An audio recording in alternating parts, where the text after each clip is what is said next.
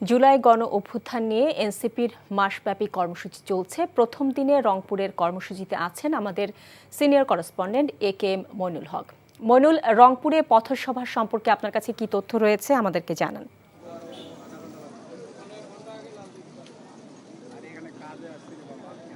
শাওন, আমি এখন দাঁড়িয়ে আছি বেগম রোকেয়া বিশ্ববিদ্যালয়ের যে ১ নম্বর গেট, যেটিকে আবু সাইদ গেট বা আবু সাইদ চত্বর হিসেবে নামকরণ করা হয়েছে।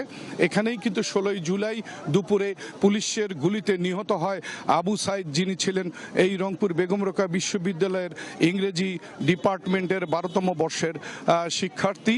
যে আবু সাইদের আত্মাহুতির মধ্য দিয়ে ছাত্র জনতার সেই আন্দোলন নতুন এক মাত্রায় রূপ নেয় এবং সেই নতুন মাত্রায় রূপ নেওয়া সেই আন্দোলন কিন্তু ৫ই আগস্ট বা ৩৬শে জুলাই গিয়ে কিন্তু সফল হয়। আমি সেই বেগম রোকেয়া বিশ্ববিদ্যালয়ের সামনে এসে এখানে দাঁড়িয়ে আছি।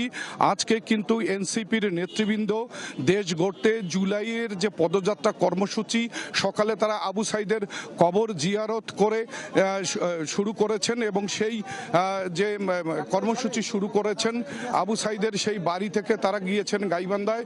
কিছুক্ষণের মধ্যেই এই আবু সাইদ গেটের এখানে ওনারা আসবেন এবং এখান থেকে তারা পদযাত্রা কর্মসূচি শুরু করে রংপুর নগরীর বিভিন্ন সড়ক প্রদক্ষিণ করবেন এবং রংপুর শহরের বিভিন্ন সড়ক প্রদক্ষিণের পরেই কিন্তু তারা রংপুরের টাউন হল এবং চেকপোস্ট এলাকায় পথসভা করবেন, যে কথাটি এনসিপির সভাপতি নাহিদ ইসলাম বলেছেন। জানছিলাম এনসিপির পথসভার খবর।